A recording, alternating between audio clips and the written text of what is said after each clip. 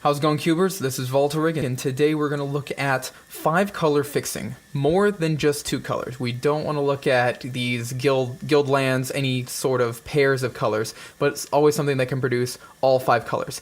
And this is important because the balancing act for this, when you're making a cube, comes in giving the ability to have these 5 color decks, or 3 to 5 color decks, really greedy on their mana bases, come to fruition from having cards that are not beneficial in 2 color decks. Because the 2 color decks, if you have just really strong 5 color cards that don't really have a drawback, your 2 color decks are going to pick them up anyway because there's not really a drawback to having them. They're just going to jam them as hard as a 5 color deck would, and so they're not going to wheel around the table as easily. So it's important to find out what the weaknesses are of your 5 color cards and how that enables your 3 to 5 color decks to pick them up. Here's our topic for today. It is Gemstone Mine. I think this does this beautifully. Speaking of beautiful, come on phone. Yeah, there we go. This is, man, this has to be one of my favorite lands in all of Magic because it's just so amazing to play with. You get to fix your colors, so you put 3 counters on it, and you can tap it for any color of mana 3 times, and then it blows itself up. So the important part is that this comes into play untapped. So what kind of decks actually want this? Well, your greedy decks that play 3 to 5 colors are going to want this because they just need to fix their mana. Even if they're going to lose a land later, that's fine because if they're playing greedy enough, maybe they can play 2 4-drops in a row, and the fact that those 4-drops are in different colors, they can gain more benefit out of those than playing a 3-4-5. Right, a 3-4-4 in multiple colors maybe just gives them more benefit. So they're willing to make this sacrifice on the land in order to get these colors fixed and to cast their spells. So this is not very beneficial for a 2-color deck to pick up. They're going to want to cast their spells and curve out as good as they can. So you're going to have to set aside the lands that have the 2 colors of fixing for those decks, and those are going to get picked up easier. So even though the 5-color deck also wants those color pairs, this is going to be something that they're really aiming for because maybe they don't even know how many colors they're going into. Maybe they're 3 now and they'll splash into 4 later. Another really interesting part about this is that to actually play it, to put it into play, I found that the person playing it feels good about playing it because they get to cast all their spells. They get to cast all their 3-color cards, and they feel really good about that. They feel like they made a strong decision for their deck. And the player playing against a Gemstone Mine thinks, oh yes, my opponent just played a card that's going to blow itself up. So both players end up feeling good about one player playing a card, which is, again, an effect I'm really trying to get in Cube more often. I want it to be fun to lose, regardless of what happens. So we're going to look at other things that are 5 colors, like City Brass. So this is the classic, again, take any color of mana, but you're going to have to give a life point in exchange. So if you're going to play these kind of control decks, they like these effects, but again, they can't use them too much. This becomes a tax on you if you're playing against an aggressive deck, and they're going to beat you down. So you have to think carefully about when you're going to use that life to get what you need out, and sometimes you just don't use City of Brass because otherwise it just puts you in the danger zone. So I had someone ask me on the Cube Discord actually, what's the power level difference between Gemstone Mine and City Brass? How would I rank them? And I don't really think that that's an accurate question. Like, I can tell you that I think City Brass is a stronger card, but I don't sure if that's actually like giving the full story, because when I play Gemstone Mine, I'm also going to want City of Brass, right? So it doesn't really matter if one's more powerful than the other. If one of them is in a pack, it only matters if they're both in the same pack. And then, of course, I'm going to pick City of Brass. But oftentimes that's not going to happen. You're going to have things wheel. You're going to have people pick up different things. So if there's Gemstone Mine in the pack and I'm playing 3 to 5 colors, I'm going to pick up Gemstone Mine. If City Brass is in the pack and I'm playing 3 to 5, I'm also picking up City Brass. So again, it's not too valuable to say that one is more powerful than the other because the decks that play these want all of them, want all of these effects. And these all often come in pairs where WotC's like, yeah, we're going to print another version of this. And that's great for Cube. All the Cube people are like, yes, another City of Brass, because we often want to keep that singleton limit. So Mana Confluence is just another City of Brass. So if you want 1 City of Brass, generally you want 2.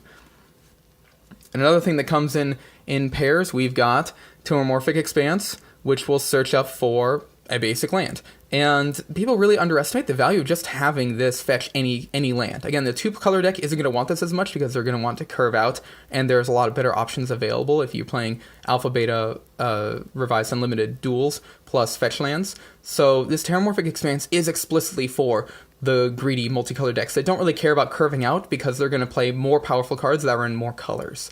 So, and their twin sibling Evolving Wilds, it does the same thing. So these are, again, really, really key for keeping these in your cube. Signals to me that you do care about having the ability for people to make very greedy colored decks and not just play color pairs. There's been a recent addition to this sibling pair, and it's Ash Barrens. So this is really fascinating as a card because if you have all your colors, you can just play Ash Barrens and it comes and play untapped. Otherwise you can pay your 1 mana and get any color that you need for this. So you're going to get that basic island, basic plains, etc. And this could also fetch Dried Arbor. That's right, I'm going to add a note in the other video. So that is going to be what you can do to basic land card. No, never mind. No, can't fetch Dried Arbor. Oh, wrong. Basic land card, not a basic land card type.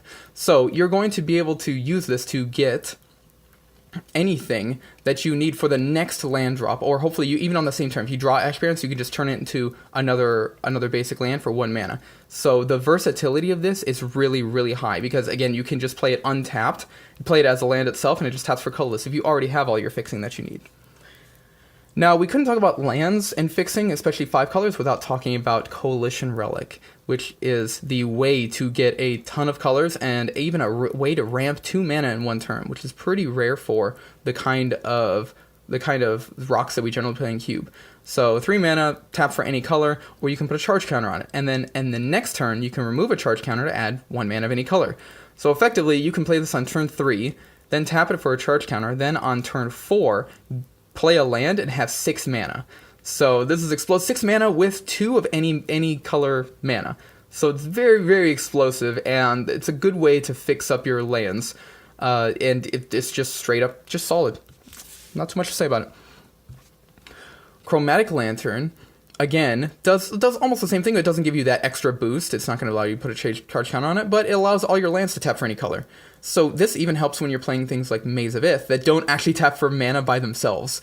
So this allows you to turn mana, maybe gain mana if you're playing some lands that don't tap for mana, but otherwise if you're playing that 4 to 5 color deck, Chromatic Lantern is going to fit so well. You're going to feel so good about like tapping your plains and casting Damnation. So that's a strong signal that you can do these. If I see this in a cube, I can see that people really want to push those multicolored decks.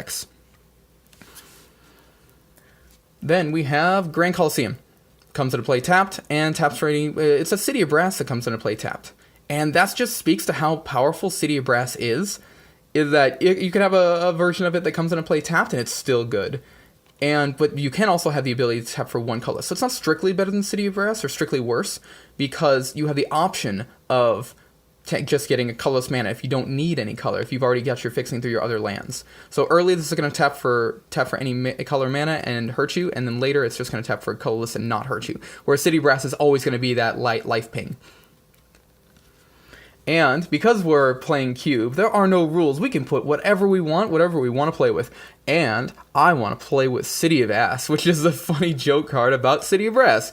And it's actually really good. It's just a great card. Comes into play tapped and adds 1 mana and 1.5 to your mana pool of any color that you want. And I actually house rule this so that if you can tap it for 1.5, then untap it, then tap it again, you get 3 mana, because 1.5 plus 1.5 is 3. So yeah, that's kind of like a silly thing we get to do with this. But otherwise, it is a Grand Coliseum that comes into play tapped but doesn't ping you. So that's just great. I'm just going to play this because it's a great card. And I'm glad that WotC printed it, even if it's in a joke set. Now, if we're looking more at your greedy decks, the greedy decks are often control decks. They're gonna try and cast the biggest bombs in every color that they see going around.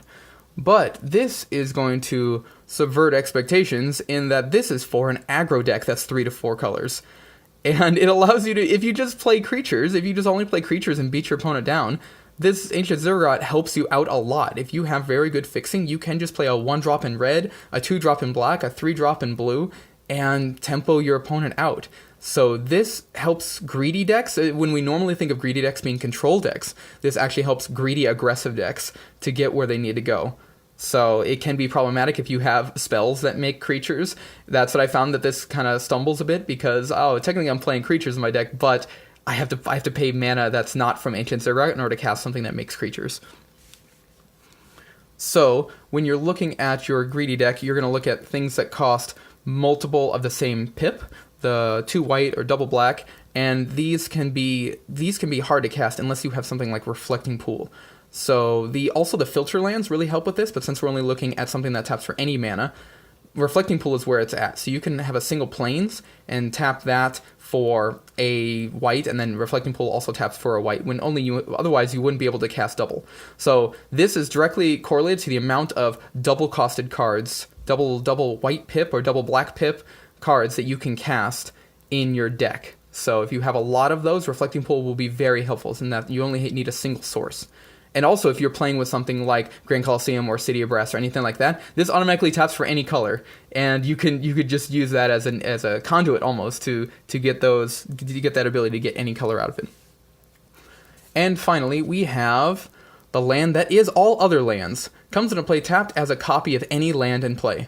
So this is just a, I don't know, it's just as good as every other land, but it comes into play tapped. So you can steal your opponent's lands if they have a better land than you. You can steal their man lands if you can actually animate them and attack with them.